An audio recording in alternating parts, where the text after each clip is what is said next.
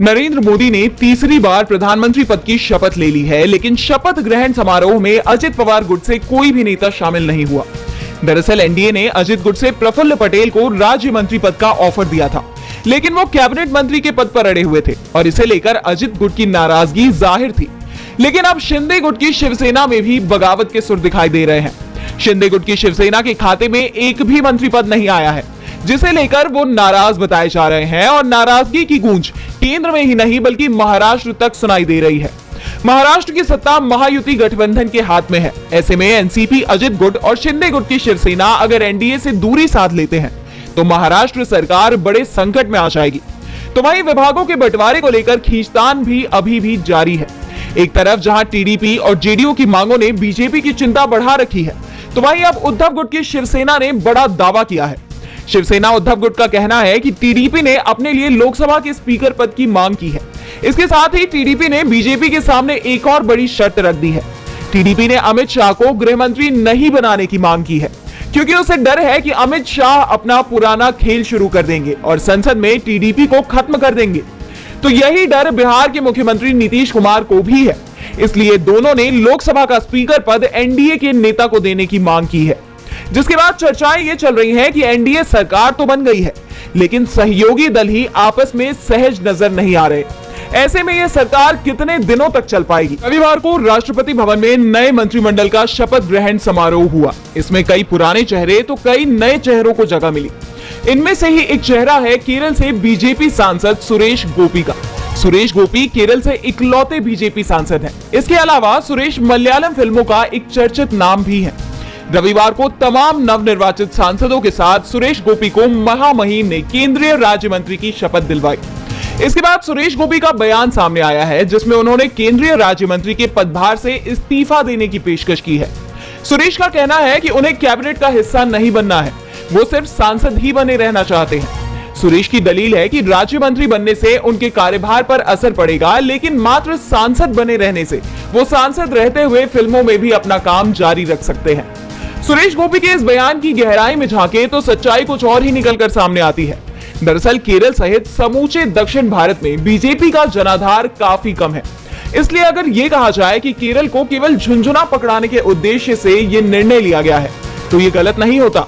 BJP के इसी कदम को सुरेश भाप गए और उन्होंने इस पद को ठुकराने की पेशकश कर बीजेपी को अपना संदेश दे दिया है। सुरेश गोपी ने केरल के त्रिशूर लोकसभा सीट से चुनाव लड़ा था और सीपीआई के सुनील कुमार को करीब 75,000 वोटों से हराया। लोकसभा चुनाव 2024 से पहले एनडीए गठबंधन की अगुवाई करने वाली बीजेपी ने 400 पार का नारा दिया था, लेकिन नतीजे ऐसे नहीं रहे। पूरा एनडीए गठबंधन भी 300 पार नहीं कर सका। भले ही एनडीए ने सरकार बना ली है, लेकिन इस बार सबसे ज्यादा फायदा एनडीए के सहयोगी दलों को हुआ है। पीएम की नई कैबिनेट में आधे से ज्यादा नए लोगों को जगह दी गई है।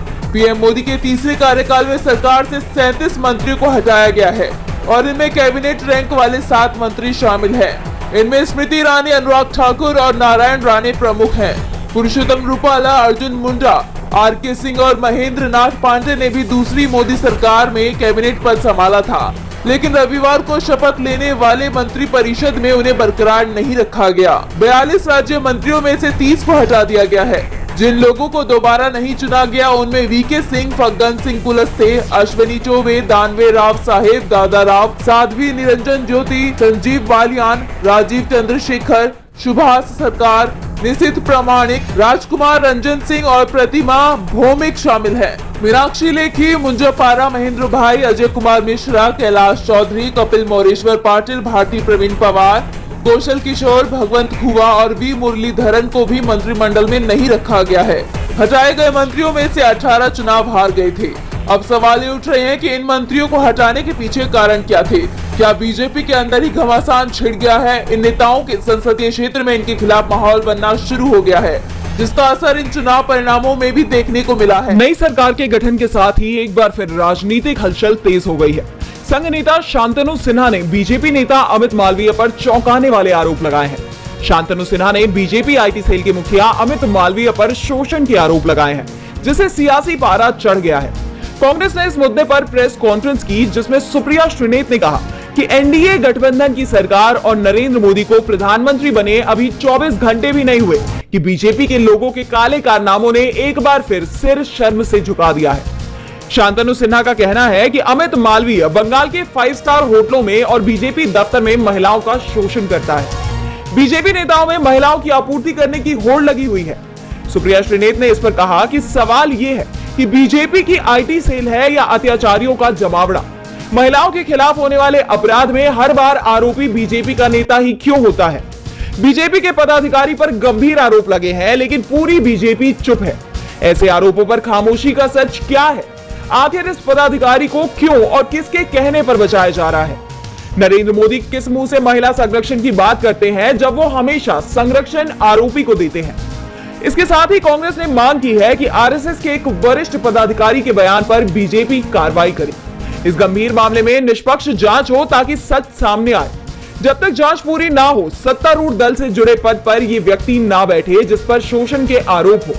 कांग्रेस ने बीजेपी से जवाब मांगा है कि इस गंभीर मामले पर महिला एवं बाल विकास मंत्रालय और राष्ट्रीय महिला आयोग क्या करेगा। रविवार को नरेंद्र मोदी ने तीसरी बार पीएम पद की शपथ ली। इसी के साथ 72 मंत्रियों ने भी शपथ ली, जिसमें अमित शाह, राजनाथ सिंह का नाम भी शामिल है। और सोमवार शाम को मोदी कैबिनेट की पहली बैठक प्रधानमंत्री के लोक कल्याण मार्ग स्थित आवास पर होने की संभावना है। इस बीच यूपी के सीएम योगी आदित्यनाथ ने केंद्रीय मंत्री अमित शाह से मुलाकात कर उन्हें बधाई दी, लेकिन ये सिर्फ बधाई के लिए दिए गए फूल नहीं बल्कि खुद की कुर्सी को बचाने के लिए एक दरखास्त है कि उन्हें एक और मौका दिया जाए और उनकी कुर्सी ना छीनी जाए, क्योंकि यूपी में इस बार बीजेपी कम सीट जीत पाई है और इसी का नतीजा है कि सबसे ज्यादा लोकसभा सीट होने के बावजूद भी यूपी से केवल 9 मंत्रियों ने ही शपथ ली, जबकि बिहार में 40 सीट होने के बाद भी यहां से 8 मंत्रियों ने शपथ ली, जो साफ साफ दिखा रहा है कि पीएम मोदी सीएम योगी से नाराज है।